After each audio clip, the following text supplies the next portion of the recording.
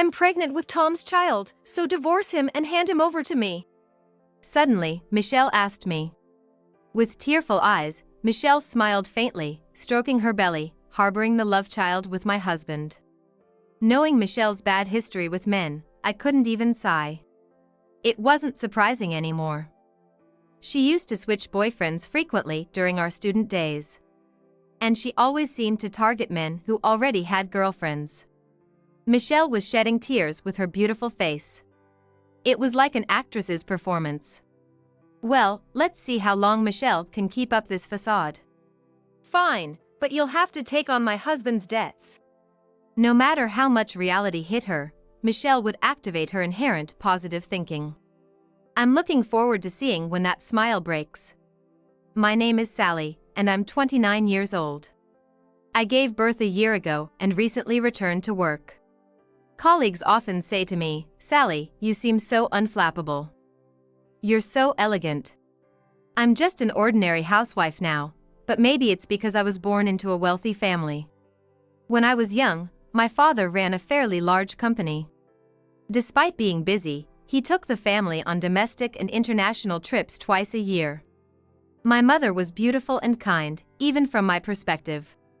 When I returned from school, the house was always filled with the sweet scent of her homemade cakes. She always prepared them for me. I also have a younger sister, Michelle, by 1 year. Michelle often wanted my favorite stuffed animals and new clothes. My mother never told me to be patient because you're the older sister. She patiently explained things to somewhat selfish Michelle. Thanks to my mother, ours was a home where voices were never raised. However, when I was in 6th grade, my father's company went bankrupt. As a result, our family moved to my mother's rural hometown. We went from a prestigious urban private elementary school to a rural public one. Everything in our lives changed. The school had only one class per grade, where everyone was friends. I was a novel transfer student, and it felt strange being asked so many questions. But I was thankful because I quickly made friends by sharing common interests like comic books. I fit in within a month. Meanwhile, Michelle became something of a haughty idol.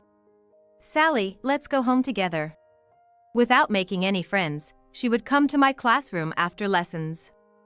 I wanted to go home with my friends, but I couldn't just brush Michelle off. Outside, she acted like a cute, adoring sister, but since moving to the countryside, she became more willful.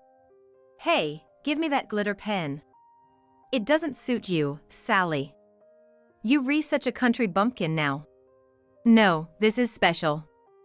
A new friend gave it to me because it's a matching set." "Matching, huh? How quaint.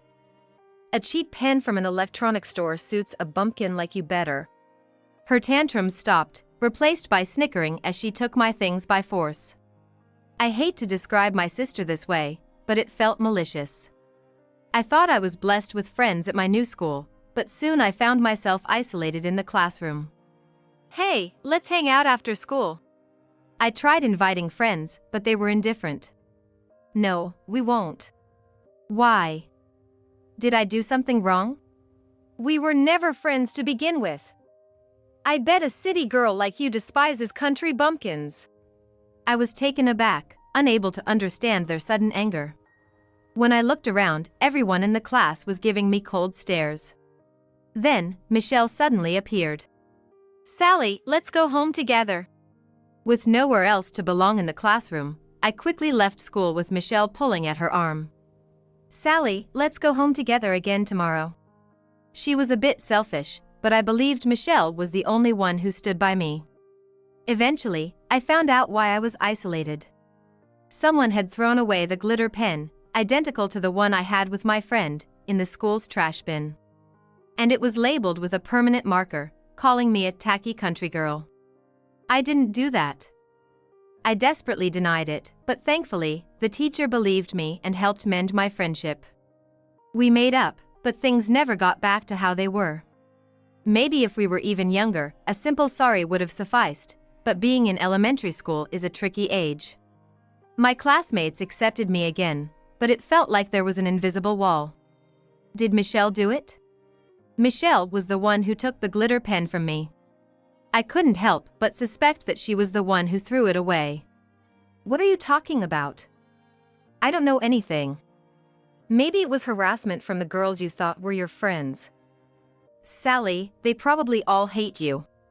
No matter how much I pressed, Michelle just smirked and never admitted it. Even after that, weird rumors like me bad-mouthing friends circulated, and Michelle was the likely culprit. Yet, she clung to me with an innocent face, saying I love my Sally, which was frightening. Mom, who I relied on, had started working and was unaware of this situation. I didn't want to worry her with this extra burden. As a result, we were probably seen as loving sisters by others. Michelle didn't make specific friends for a while, but as a middle schooler, she started getting attention from boys. She was demure and mysterious, attracting them. But there was a problem: she would casually date boys who already had girlfriends. Oh, were you dating him? I'm sorry. But it's not like I seduced him. I was just loved. And she would even make taunting comments to the girls who got dumped. As a result, she made enemies of all the girls. But the boys doted on her. I wanted to pretend I didn't know her, but in a small town with only one class per grade, everyone knew we were close sisters. Sally, let's go home together. Strangely, despite having boyfriends and admirers, she always chose to go home with me. Michelle clung to my arm, acting like a cute kitten. Just when I managed to make friends, I couldn't bear being thought of as part of her man-crazy crowd. In fact, many girls saw me as an enemy. I had never even had a boyfriend, but because of Michelle, I felt terribly uncomfortable. Moreover, I was wrong to think boys didn't like me. It turned out Michelle was spreading rumors like my sister is so harsh to me, playing the tragic heroine. To girls, she seemed manipulative, but to boys, she appeared fragile. Wanting to distance myself from Michelle, I went to college in another state and got a job there. I wanted to see our parents, but I only returned home for the holidays because Michelle was there. Socializing, which I thought I was bad at, went smoothly once I was away from Michelle. After dating my first boyfriend for 2 years, we decided to get married. I had always dreamt of a wedding, but I couldn't bring myself to invite Michelle or my hometown friends. My husband, Tom, is a man with strong opinions. He's the opposite of me, who often checks on others, and I was drawn to his brightness and optimism. So you don't get along with your sister? It's not like we don't get along. You clearly don't get along. It's not like you're saying you hate her in front of her. Just be honest. Sally, you're too considerate. Well, from what I heard, your sister sounds like a concentrated version of the worst parts of a woman. No wonder you don't like her. Tom's laughter made my resentment towards Michelle feel a bit lighter. Tom is always smiling. Like when we were forgotten at a restaurant and waited over 30 minutes, he didn't get angry. No way, they forgot us. Sorry, it's okay. All good. Oh, so the meal will be discounted then, right? He dealt with the apologetic waiter with a laugh and ease. Though a bit brazen, Tom's brightness lightened up the mood. It's all good. This is Tom's catchphrase. I worried whether not having a wedding would upset my in-laws. It's all good, as Tom said, they didn't mind. When I found out I was pregnant, the anxiety about parenting outweighed the joy. But Tom encouraged me again with it's all good. Once born, my son Luke was irresistibly cute. Of course, there were anxieties and stress, but for my adorable child, I could persevere. Meanwhile, Tom sometimes talked about quitting his job on a whim to go independent. It was bewildering, especially just after giving birth, but he laughed it off with it's all good, pursuing the path he believed in. It was tough having to handle all the housework and childcare alone, without much support from busy Tom. But I felt he could break through any barrier. If I really got into a pinch, he would probably rescue me like a hero. Tom's optimism was a great relief. Gradually, my aversion to Michelle subsided, and I began visiting my parents more with Luke.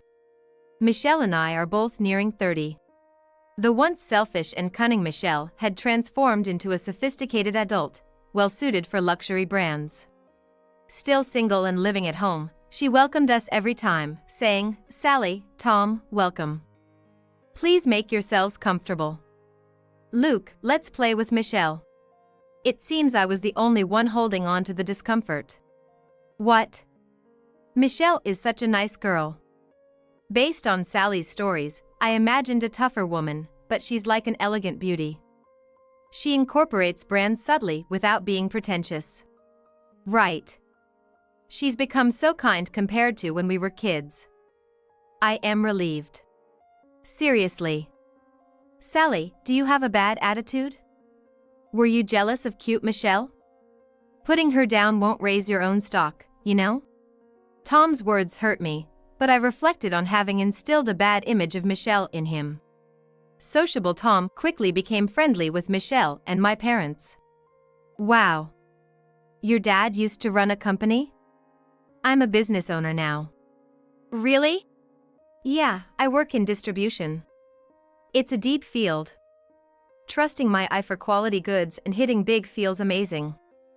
Being an employee just isn't for me. Becoming an entrepreneur and feeling this great is the best. Michelle and my parents praised him, which seemed to please him. But Tom was getting carried away, so I nudged him discreetly. He frowned unhappily. What's up? Sally is opposed to my independence. Such a worrywart. It's not good for a wife to interfere in a man's work, right? My father responded ambiguously. It's fine. I want to hear more about Tom's work. Michelle's support led Tom to happily resume his chatter. That's amazing. You're incredible, Tom. Michelle was good at handling men. I felt a bit sick of Tom's attitude. Wanting to be well regarded by Michelle and my parents, Tom was more talkative than usual. The confidence I once liked in him now seemed shallow. The magic of love slowly melted away, and I began to doubt the cool, confident Tom. Unable to watch, I retreated to the next room with a crying Luke. Was it a mistake to look away from them? Michelle and Tom seemed to have grown close. One Sunday, while relaxing with Luke, Michelle suddenly appeared and talked to me. I'm sorry. Please divorce Tom. I'm pregnant with his child. What? As soon as she entered the living room, Michelle was tearfully pleading. Wait. I don't understand. Tom? My husband Tom? With tearful eyes and a faint smile, Michelle said to my confused self. Yes, your husband Tom. I'm pregnant with his child, so divorce him and hand him over to me. I felt a chill down my spine. Michelle hadn't changed. I knew all too well about Michelle's bad history with men, so I couldn't even sigh. I'm not even surprised anymore. Back in our student days, Michelle was always switching boyfriends. And she always targeted guys who already had girlfriends. But I never imagined she'd go after my own husband. How unprincipled can she be? I felt all the strength leave my body, just staring at Michelle emotionlessly. Michelle was crying, her face remarkably beautiful. It was like an actress's performance. How long can she keep up this act? I'm sorry. I never wanted to hurt you, not even a little. It's just that the man who loved me turned out to be your husband. Oh, everything I say just sounds like an excuse.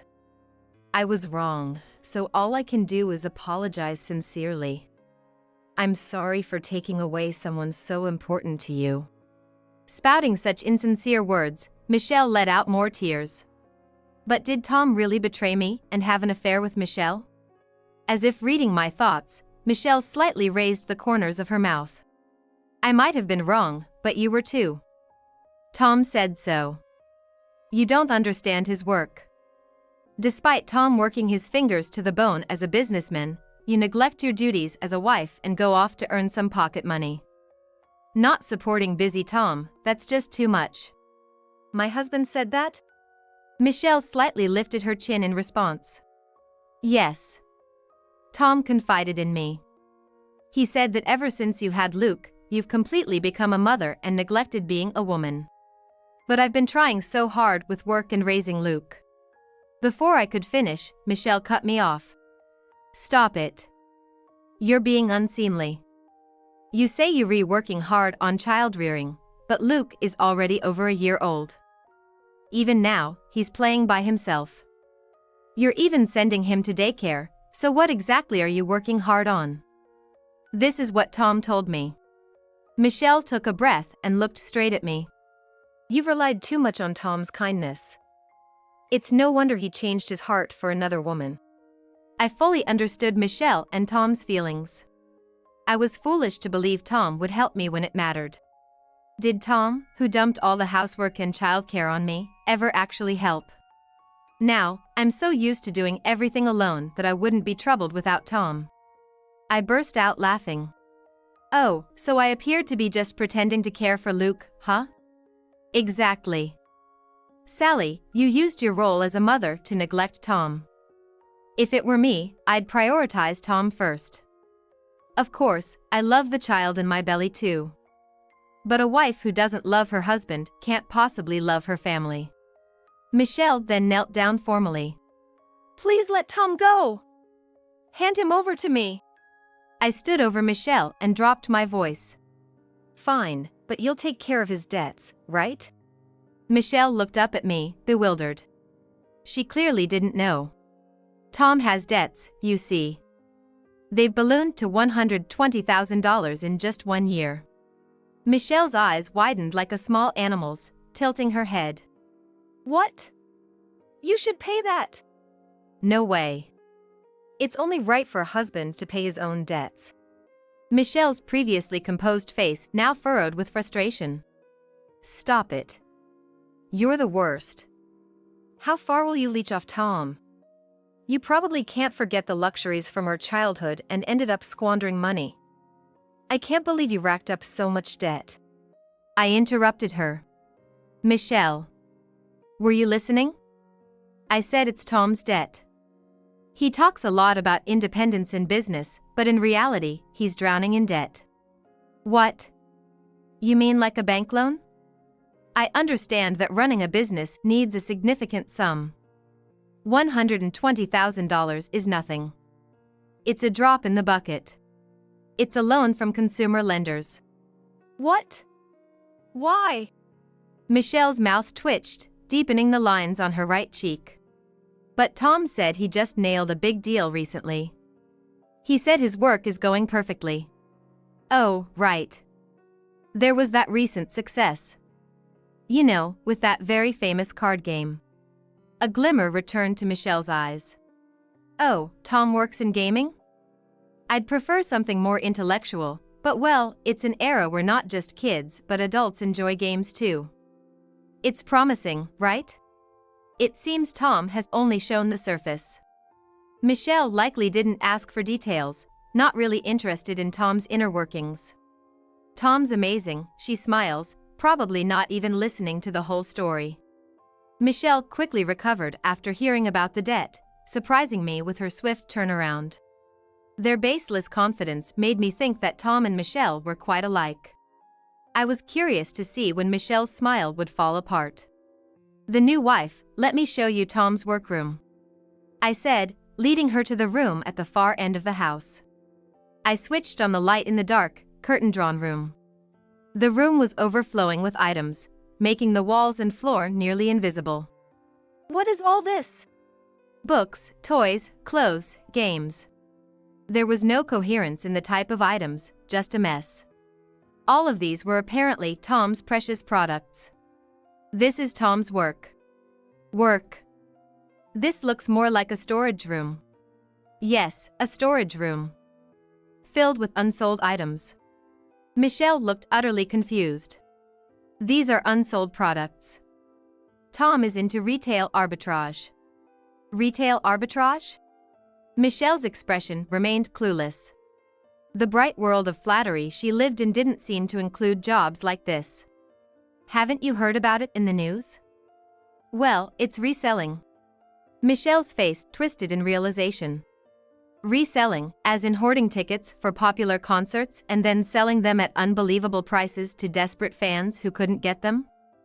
Those scalpers. I saw an emotional Michelle for the first time. As a child, she used to hide stationery in posters of famous idols. I don't watch TV, so I don't know the trends. I like ballet, she'd claim, but it seems she had a past of being troubled by scalpers. Tom's a scalper? No way! That's when Tom came home. Probably rushing back after hearing that Michelle was confronting me. Michelle confronted him.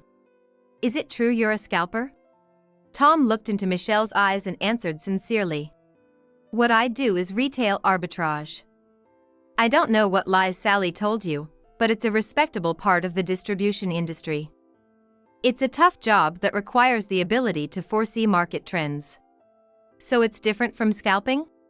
Well, yeah. Tom hugged Michelle, trying to gloss over his hesitant response. Don't worry.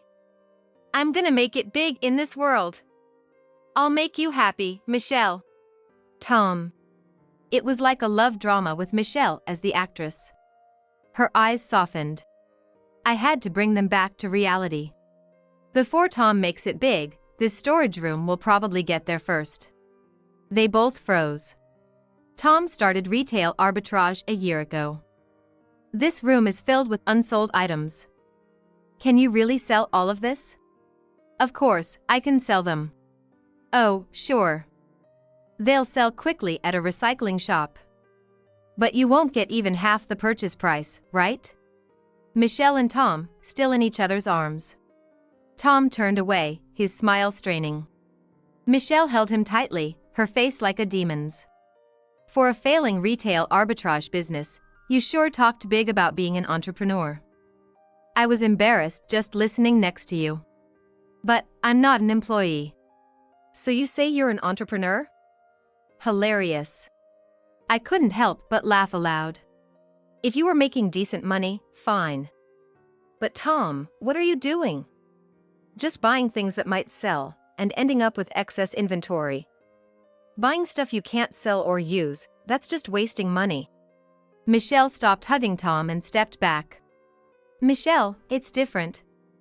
Until now, I couldn't succeed because Sally didn't support my work. But with you, I'll make it. Definitely. We're getting married, right?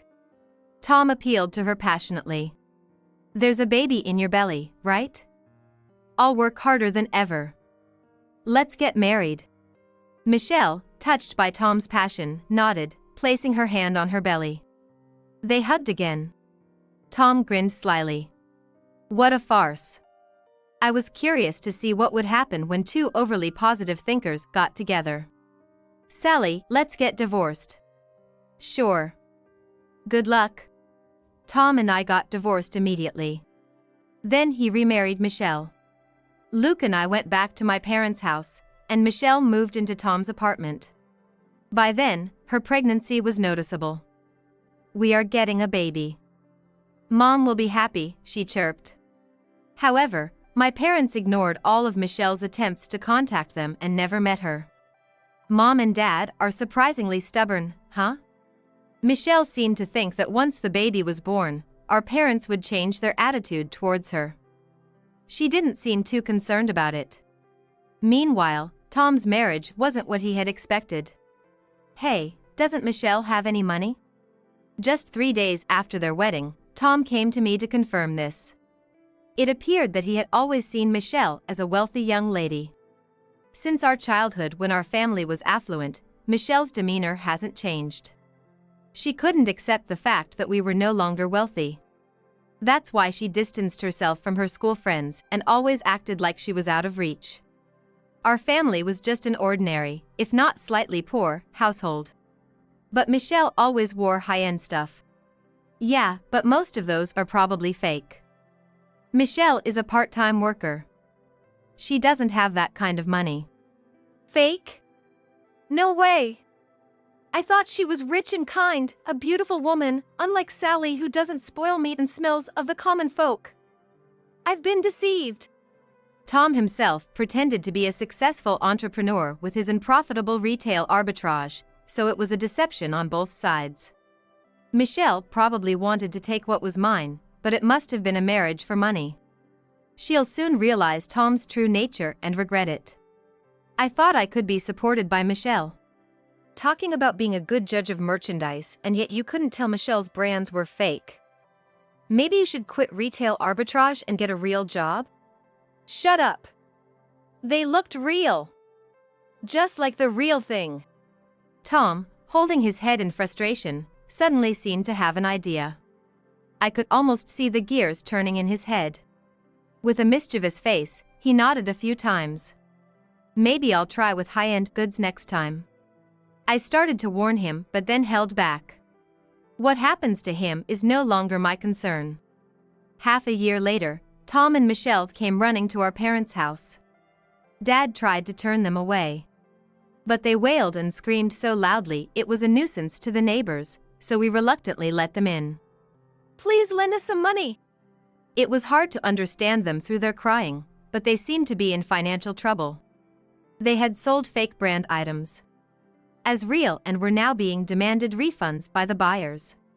Riding high on their successful sales, they had already splurged all the money. We don't have any money to lend you.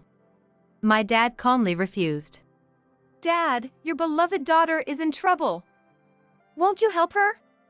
They're threatening to sue us if we don't refund them right away. Even as Michelle clung to him, Dad sadly shook his head. Why don't you take out a loan? Tom has been doing it for his purchases, so it shouldn't be a problem now. Tom scratched his head. I can't borrow anymore. Incredibly, he hadn't used the earnings to pay off his debts. The fake brand purchases were also on credit, and he had only been paying the interest. I wondered how much his debt of $120,000 at the time of our divorce had ballooned to. I'm glad I divorced. I accidentally said out loud. Michelle lunged at me. What do you mean by that?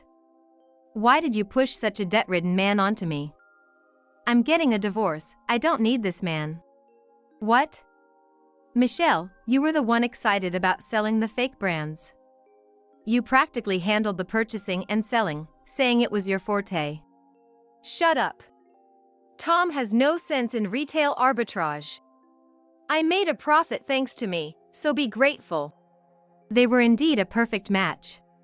My mother, who had been silent, became Michelle's target. Mom, I had a baby. He's adorable. You want to see your grandchild, right? Lend us some money if you want to see him. No, thank you. Are you discriminating against your grandchild? That's awful. My usually quiet mother finally raised her voice. Enough. You wanted the man Sally had, so it's your responsibility to help him out of debt. You have the nerve to come here after everything. I no longer consider you my daughter. Go live happily with your beloved husband in hell. Mom. Michelle finally broke down in tears. Her beautiful face was twisted and wrinkled with real tears, not acting. My father mercilessly kicked them out of the house. We didn't pay them any attention after that. But we eventually learned of their whereabouts. The police contacted us. Tom was trying to scrape together some money by continuing his small-scale reselling. Compared to the fake brands, the income from reselling was just peanuts, and once they had tasted the bigger profits, it wasn't satisfying anymore. It's because you lie. Why not just sell them honestly as fakes? Great idea. I buy them because they're reasonably priced fakes, after all. The selling price will be a bit lower, but let's make a fortune again. And so, they got back into selling fake brands. After the previous uproar, they refunded the noisy complainers and dodged the rest. Return our money, we'll sue you. Despite these threats, they weren't punished and assumed they were safe. But bad deeds eventually catch up to you. They were finally charged with their crimes. I apologize for the trouble caused by my foolish daughter. My father repeatedly apologized to the police. He never asked for leniency. Instead saying, she hasn't shown any remorse. Please punish her severely. Michelle and Tom claimed they didn't know the items were fake, but the police didn't buy it, and they were arrested. With no remorse and no compensation to the victims. They received actual prison sentences. They wailed "I'm sorry" when it was decided, but it was too late. And upon release, they'll still face a mountain of debt. I'm so glad I divorced. I feel this deeply. Tom, who bragged about his distribution acumen, ended up like this. I'm grateful to Michelle for giving me the wake-up call. I still live at my parents' house. I haven't remarried, but Luke now has a little brother. We took in Michelle's child. We're not wealthy, but without wasteful pretenders as parents, we manage just fine. By the way, I'm no longer told Sally, you seem like you wouldn't get angry by my colleagues. Handling two rambunctious boys leaves no room for calm. Luke is 5, Michelle's child is 3. Every day is incredibly noisy, it's almost maddening. Stop fighting all the time. When I turn into a demon, the two stop their quarreling. Look at each other, and run away as fast as they can. They know that jumping into their grandmother's arms is a safe zone. Well, so full of energy, my mom says, patting their heads. I'm the one to get angry, and Grandma's the one to spoil them. The kids are innocent, so I've decided to raise them equally. They don't have to be outstanding or rich, just kind-hearted adults. Now, my throat is hoarse from all the yelling. Want some honey candy? The kids ask, offering candies in their little hands. Thank you, you're so kind. They smile shyly. They may be wild and noisy, but they're my adorable children.